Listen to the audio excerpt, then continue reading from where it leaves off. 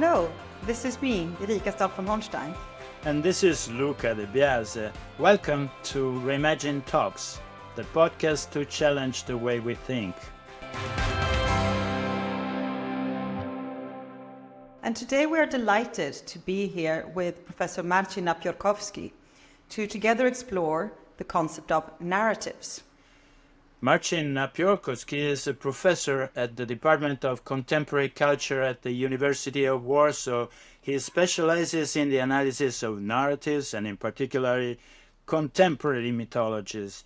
He is the author of 6 books and a number of scientific and popular science articles on the subject. He is a contemporary mythology scholar at Reimagine Europa and is co-directing the first European narrative observatory to combat disinformation and polarization in Europe systemically. The acronym is NODES, together with Professor Andrzej Nowak. Well, Marcin, thank you very much for being here with us today. Narratives are an extremely powerful tool, but they're often misunderstood. Can you maybe start by letting us know what do we mean when we say and talk about narratives, and why are they so important? Let me tell you a story first. There was this teacher when we were in high school. He taught physics, and every single lesson he aimed to start with an experiment. So we experienced firsthand how gravity works or how friction transforms movement to heat. But sometimes doing an experiment was impossible. And then he would start with, let me tell you a story. Imagine you're so tiny that you can see electrons, or imagine you're traveling at the speed of light, or imagine you're trapped in a weird spaceship and you don't know which way you are moving. And the equations, the facts, and by the way, super difficult tests only came later, because he knew that the only real way to learn things and to be open to new facts is to experience things firsthand, or the second best option is to experience them through a story. And it's important for me that he taught physics. So this demonstrates that the common misconception about stories being contrary to facts and hard science is totally untrue, because this is the way we actually learn things. So there are many ways to define narratives, but first and foremost, they are the most natural and most effective way we learn new things, create communities, and communicate what's important for us. You mention always social media as a battleground for competing narratives. How is the role of narratives evolving in digital society? Moreover, digital platforms became primary channels for accessing information, and people learned how to use them to amplify some narratives. Do you see a relationship to the ongoing information crisis? So the interesting things with narratives, and this is why in my work I very often refer to social media, is that those stories are always entangled in the forms of communication that are accessible for a given community. If we imagine ourselves thousands of years back in time sitting together around a fire camp, the only available way of transmitting our stories, our mythologies, or ethical codes would be verbal, oral communication. And this is a very good example, because this limits the way how our stories can be created, stored, and shared. It's super easy to create an oral history, so the entrance threshold is very low. But then, to keep it alive, you have to repeat it every night or every year to transmit it from generation to generation. So the energetic cost of keeping the story alive is very high. And the third important factor, for example, the range of the story is very limited. So we have like different dimensions here.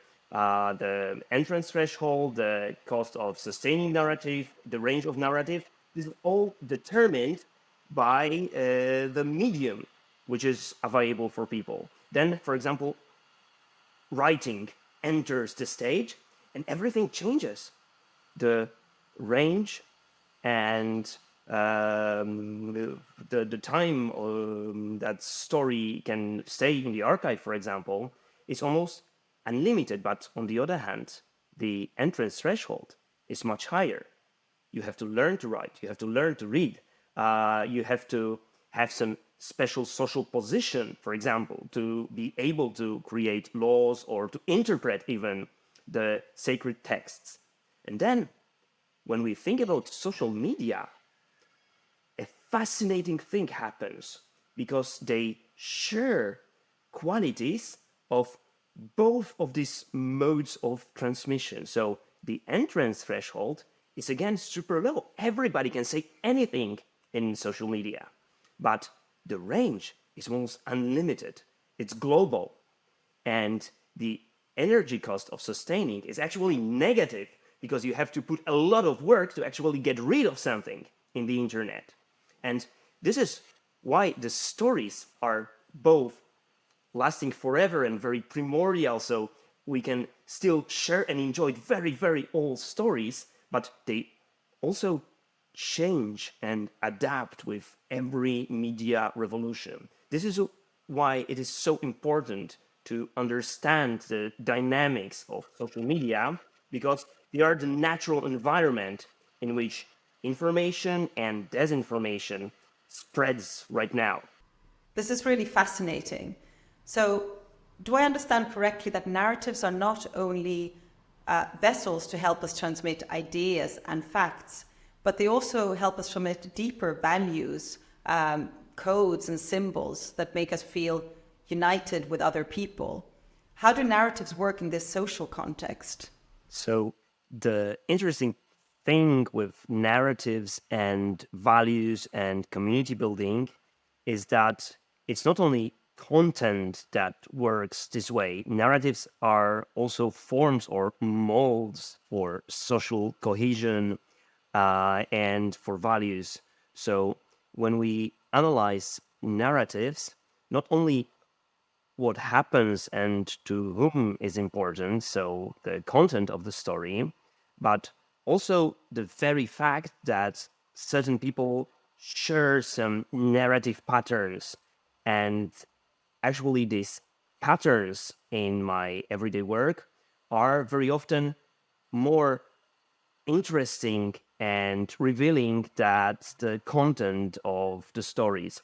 This is something my mentor, Professor Andrzej Nowak, very often highlights, that we actually have a very limited number of universal stories, and all the beautiful landscapes of our songs, novels, TV series are actually created from these building blocks. So when we learn which building blocks are used by, for example, which sides of a very ardent debate, we could moderate the debate, reduce the polarization, and very often build bridges based on these values and shared stories. That is extraordinary. So, we live now in a highly fragmented world. We're seeing polarization grow all over the place. And do you think that this level of polarization, so coming back to what you were saying before, is an inherent feature of social media? What's the role of narratives in this ecosystem? And can you tell us a little bit more about this relationship?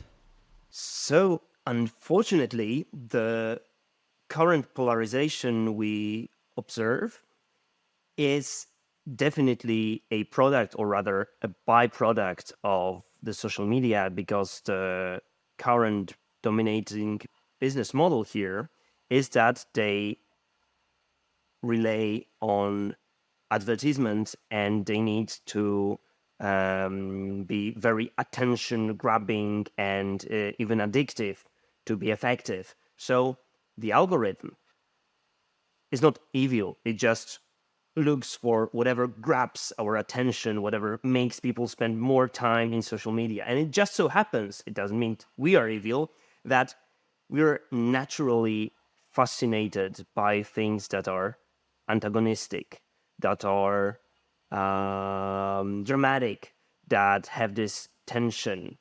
There was a group of very disturbing scientific papers published a bit over a month ago in both Nature and Science, and they all shared one interesting feature. So they demonstrated how actually the algorithms work. For example, by providing some group of users with a modified version of social media that just given all the information from the sources they were interested in random or chronological order. And what happened is that without these algorithms, people actually saw less polarizing content. They saw less violent content. But what happened was that they were much less interested in social media, and as a result, they spent much less time there. So the problem with social media currently is that we need to rethink or reimagine on a very deep level the way that they work and their business model, and to be aware that just like with the examples with oral communication and writing, the form of communication influences how we see world and what we think about other people who may be much more close and similar to us than we see them through the lenses of social media. So, Marcin, you work for nodes.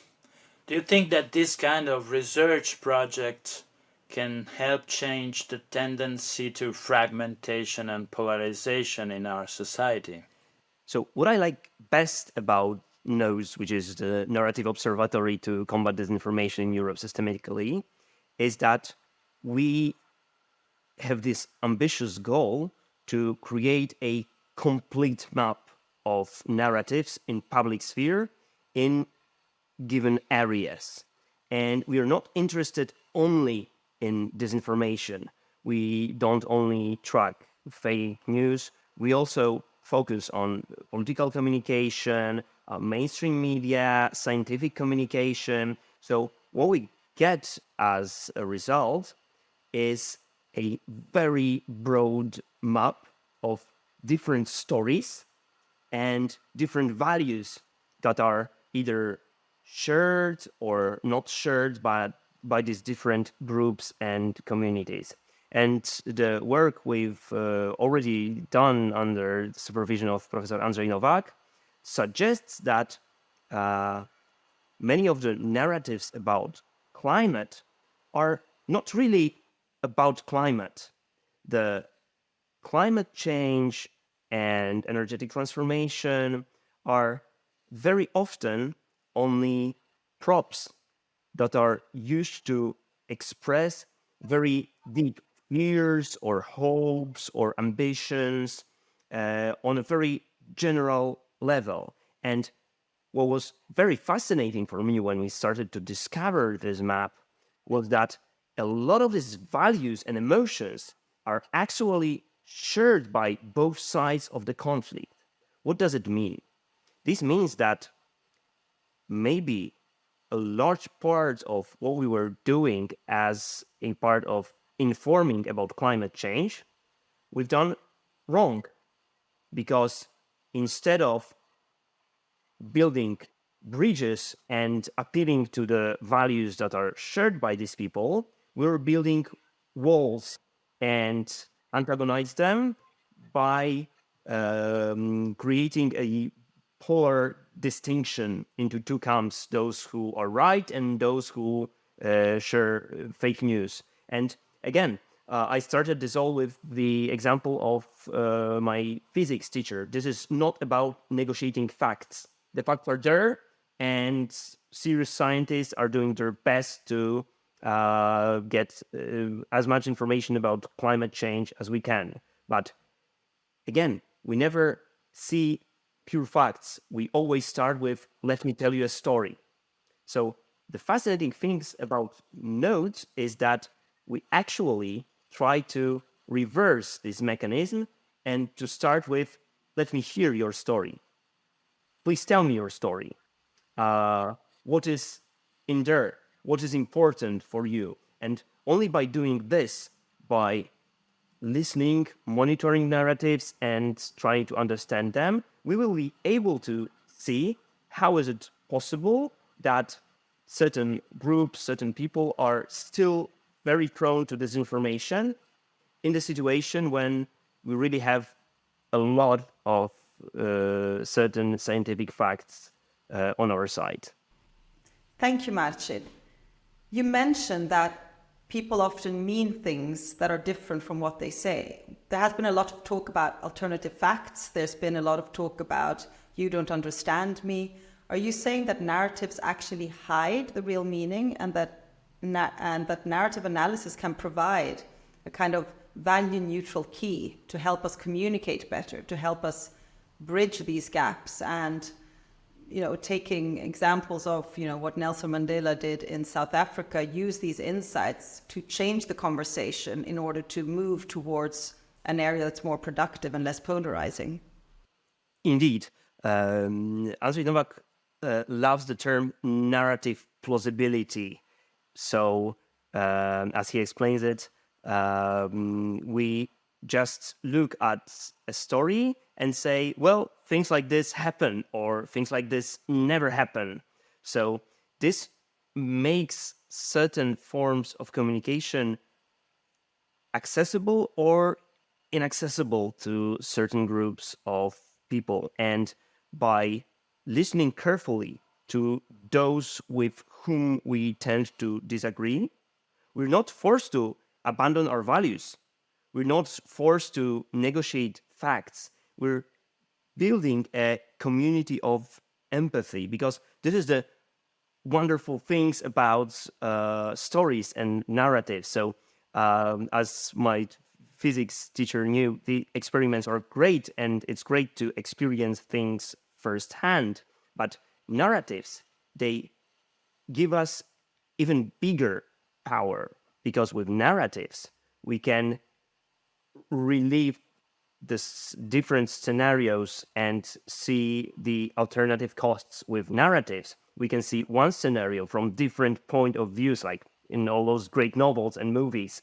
And this enables us to build solidarity, to build empathy, but also to create strong fundaments for deliberative democracy, which will be not contradictory with evidence-based policy. We can have both.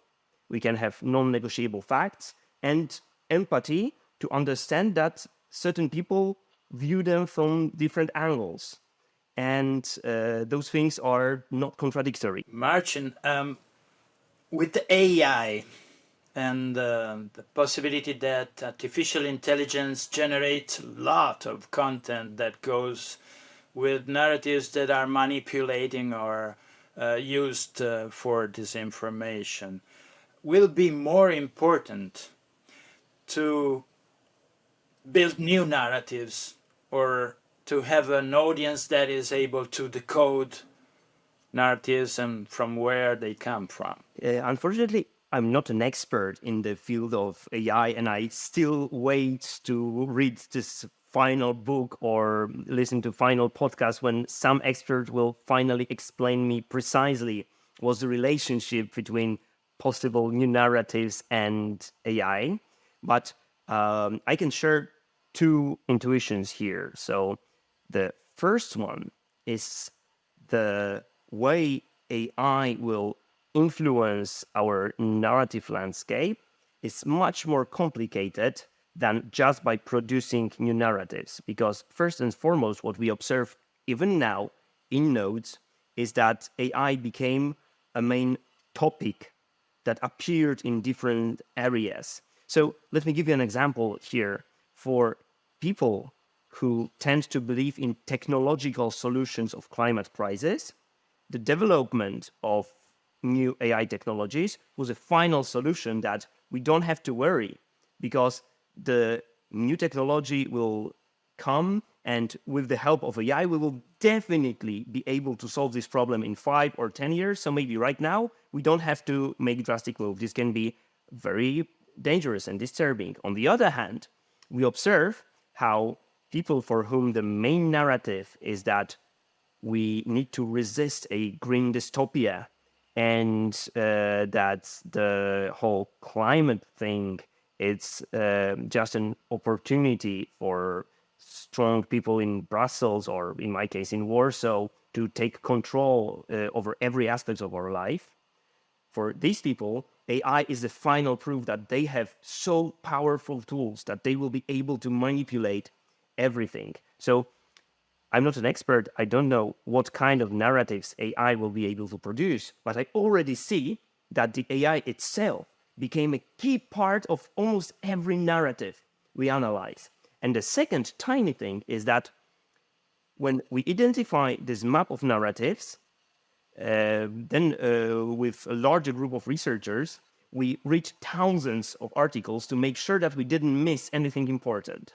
And almost every text that we read shares important parts from at least one narrative. So behind every text, there is this why, so the reason. And this makes the text meaningful and legible for a human.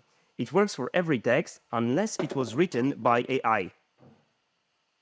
So there is this fascinating group of texts that we encountered that all the facts were there. And there was one paragraph and second paragraph, and they seemed to make sense. But then we read the text and we say, like, but where is the why? Which narrative is that? They just go in different directions and there is no coherent story. And I don't have proofs that these were actually texts created by AI. But then when we retry it and try to force ChatGPT to write short articles like this, they were very similar. What they lacked was not meaning, not facts, but this deeper layer that is entangled in narrative, in this reason why. Why do I tell this story? Why do I share it? Why do I care? That's amazing. The fact of narrative coherence can be one of the key things to see if something is produced by humans or not. If you had one last sentence and phrase to describe why you think narratives are so important, what would that be? That's a tough question. Sorry. Again, I would highlight that this will be 3 sentences because I like to think about it in a form of a triangle. So first, narratives are important because they enable us to communicate. So we use them to communicate in clear way, to be interesting, and so on. But second, they are a very powerful tool of listening. So we use narrative to understand other people and to build empathy. But when those two meet, there is a third new emergent quality that we are able to deliberate, to agree or disagree, or what is most interesting, we are able to rethink what we thought was true. We are able to rethink our own set of values and ideas. So what's most important about narratives is this triangle. We can speak, we can listen, and we can agree and disagree, but on deep, creative, positive level, not in a destructive, polarized way.